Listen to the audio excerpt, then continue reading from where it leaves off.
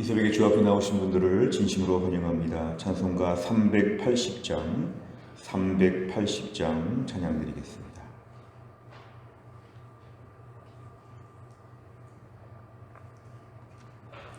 찬송가 380장입니다. 380장. 나의 생명 되신 주님 앞에 나갑니다.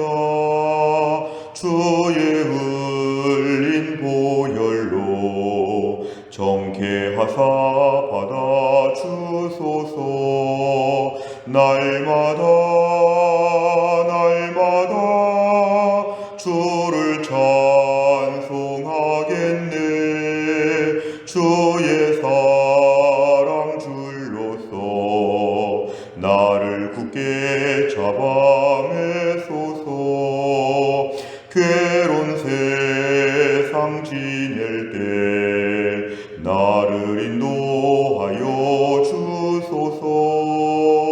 주를 믿고 나가면 나의 길을 잃지 않겠네.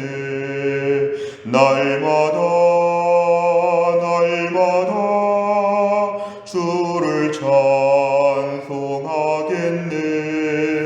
주의 사랑 줄로서 나를 굳게 잡아매소서.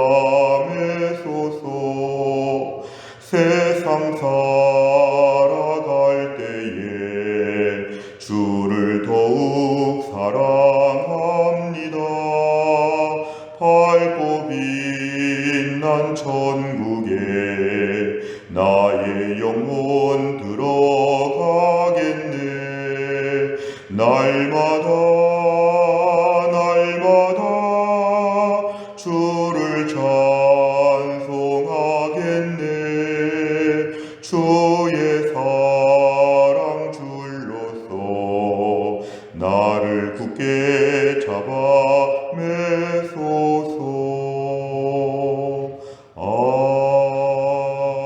아멘. 하나님 말씀은 사사기 21장 16절에서 25절입니다. 사사기 21장 16절에서 25절까지의 말씀은 구약성경 400페이지에 있습니다.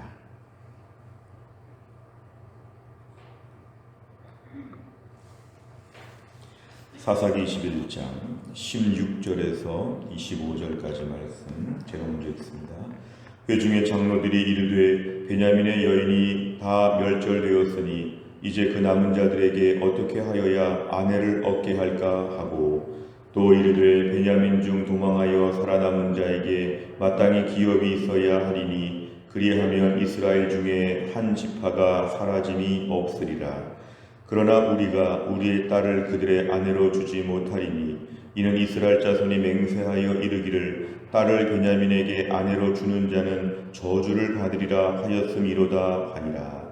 또 이르되 보라, 베델 북쪽 르보나 남쪽 베델에서 세겜으로 올라가는 큰 길 동쪽 실로에 매년 여호와의 명절이 있도다 하고, 베냐민 자손에게 명령하여 이르되 가서 포도원에 숨어 보다가 실로의 여자들이 춤을 추러 나오거든 너희는 포도원에서 나와서 실로의 딸 중에서 각각 하나를 붙들어 가지고 자기의 아내로 삼아 베냐민 땅으로 돌아가라.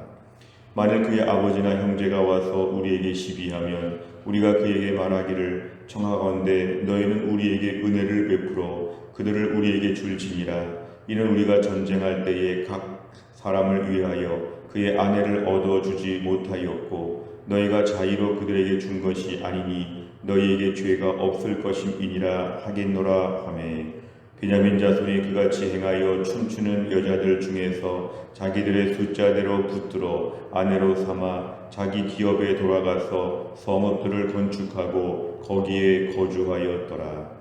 그때에 이스라엘 자손이 그곳에서 각기 자기의 지파 자기의 가족에게로 돌아갔으니 곧 각기 그곳에서 나와서 자기의 기업으로 돌아갔더라. 그때에 이스라엘에 왕이 없으므로 사람이 자기의 소견에 옳은 대로 행하였더라. 아멘. 오늘 말씀은 사사기의 맨 마지막 시간입니다. 오늘 16절에 보니까 회중의 장로들이 이스라엘 전체에 지금 지도자들이 모여서 의논합니다. 베냐민이 지금 거의 다 멸망했기 때문에 이제 앞으로 베냐민은 후손들이 없을 것이다. 베냐민 여인이 다 멸절되었으니 어떻게 할까 이렇게 얘기를 합니다. 그러면서 17절에 보니까 베냐민 중에 도망하여 살아남은 자, 저 600명 정도가 간신히 살아남아 있는데 이들에게 지금 뭔가 기업, 뭔가 자손들, 후손들을 만들어주기 위해서 어떻게 해야 될까를 연구합니다. 그러면서 18절에 보니까 이제 우리의 딸을 아내로 주지 않기로 우리가 맹세한 것은 지켜야 되겠으니까 이제 어떻게 할까 하다가 19절에 보니까 이제 여인들을 납치하여 강제 결혼처럼 결혼하는 것으로 일을 시작합니다. 우리가 어제 말씀에 통해서 야베스 길르앗 지역의 여자들 400명을 얻었다고 했는데 지금 600명의 사람이 남아있는 베냐민을 볼 때는 이 400명으로는 부족한 것이죠. 부족한 면에 있어서 여자들이 더 필요한데 이것을 지금 오늘 19절 이하에 보니까 또 이상한 방식으로 또 이렇게 일을 추진합니다. 실로라고 하는 지역에서 여호와의 명절, 사실은 장막절이라고 하는 그 명절 절기에 사람들이 지금 나와서 춤을 추고 있을 때 21절에 보니까 춤을 추며 기뻐할 때 그 사람들을 납치하라는 것입니다. 납치하면서 각각 자기 아내로 삼으라는 것입니다. 이건 굉장히 비인격적인 결혼이고 여러 가지로 거의 폭행에 가까운 그런 행동들인데 이스라엘은 지금 왕이 없고 하나님을 제대로 섬기지 않으니까 이렇게라도 해서 베냐민 지파를 살려야 되겠다고 하는 그러한 모습을 보여주고 있습니다. 실제로 지금 오늘 22절 이하를 볼 때 이렇게 되면 지금 이 여자들을 이렇게 결혼해서 이들을 지금 맺게 하면은 이거는 지금 오늘 약속을 어긴 것이 아니냐, 한 지파에게 지금 이런 일을 하게 하면 어떻게 하느냐. 그럴 때 오늘 22절 끝에 보니까 너희에게는 죄가 없다고 얘기해 주라고 합니다. 이것은 뭐냐면은 맹세를 지금 파기한 것에 대해서 아무런 책임이 없을 것이다. 결국 자기들이 지금 지은 정한 맹세 때문에 자기들의 딸들을 주지는 않고 한 지역에 가서 여자들을 납치해서 결혼할 때 이런 식으로 될 때는 일부러 준 것이 아니었기 때문에 너희가 약속을 어긴 것은 아니니까 편안한 마음을 가지라고 22절에서 얘기합니다. 결국 23절에 보니까 베냐민 자손이 이런 식으로 해서 자기들의 아내를 삼았다. 24절과 25절은 본문의 결론이기도 하고 사사기 전체의 결론입니다. 이스라엘 자손이 각기 기업에 따라 살고 있는데 사실은 이제 연합 공동체 성격을 상실하고 결국은 자기들 지파별로 가족별로 그냥 뿔뿔이 사는, 마치 12개의 나라인 것처럼 그냥 알아서 사는데 25절에 보니까 왕이 없기 때문에 자기 소견에 옳은 대로, 자기 눈에 보기에 좋은 대로 그냥 아무렇게나 살았다고 하는 겁니다. 옛날 모세 여호수아 시대에 단합된 공동체로서의 모습, 신앙 공동체의 모습, 출애굽 광야 40년 모든 그런 것들 다 잃어버리고 그냥 자기 소견에 옳은 대로 살았다. 이 시대의 안타까운 모습을 우리에게 보여주고 있습니다. 내용 같이 보시면 첫째, 이스라엘 자손이 베냐민 지파의 존속을 위해 내놓은 대책은 무엇입니까? 20절과 21절에 보면은 실로라고 하는 지역에서 장막절 절기를 맞이해서 나와서 춤추는 여자들이 있을 때 너희가 이들을 다 붙잡아 가서 너희 아내로 삼아라. 그래서 후손들을 낳고 베냐민 지파가 멸망되지 않도록 하라. 이것이었습니다. 두 번째를 보면 이스라엘 자손의 행위에 대한 사사기 기자의 평가는 어떠합니까? 이 일에 대해서 결코 긍정할 수가 없습니다. 결국 25절에 보니까 이건 자기의 소견이죠. 자기 하고 싶은 대로 하는 것입니다. 베냐민 지파를 이런 식으로 존속을 시킨다는 것은 정말 철저하게 인간적이고 부패하고 타락한 방식인데 정말 강제적으로 결혼하는 이 모든 사건들은 자기 소견에 옳은 대로 했기 때문에 이런 일이 벌어졌다고 성경은 단정합니다. 무정부 상태, 무질서 이런 것이 오늘 본문에 드러나고 있습니다. 세 번째를 보면 사사기 기자는 왜 왕이 없는 것이 그 이유라고 말합니까? 오늘 25절에 보니까 이스라엘에 왕이 없었다고 합니다.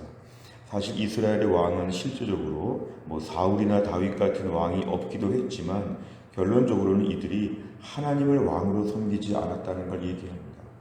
그러니까 아웃 오브 컨트롤입니다. 누구든지 통제할 수 없는, 내 위에 지도자가 없는, 내가 왕이고 내가 지도자고 내 마음대로 하면 다 된다고 하는 하나님 없는 인간들의 교만함, 이것이 오늘 본문의 가장 중요한 이유입니다.